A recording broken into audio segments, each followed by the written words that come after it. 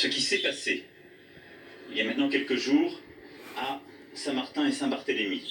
C'est une catastrophe naturelle dont nous ne retrouvons les précédents qu'en 1931 dans la région.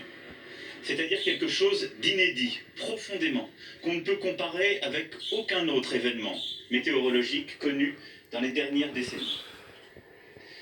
Face à cela, le gouvernement, sous l'autorité du ministre d'État, ministre de l'Intérieur pour la cellule de crise, avec l'ensemble de ses services, le Premier ministre, coordonnant l'action de l'ensemble des ministres du gouvernement, a répondu dès que l'information a été donnée, donc plusieurs jours avant, et constamment tout au long de cette crise.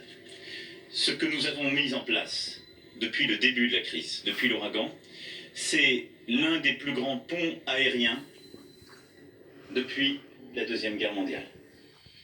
Emmanuel Macron qui se dit favorable également à cette commission d'enquête parlementaire réclamée dans l'opposition. Des réponses donc pour les sinistrés. Le président dit venir aussi pour les rassurer, pour entendre leur colère. Mais qu'est-ce qu'il attend désormais dans les minutes qui viennent à Saint-Martin au milieu du chaos et de la reconstruction? On prend le pouls avec notre envoyé spécial Henri Dreyfus.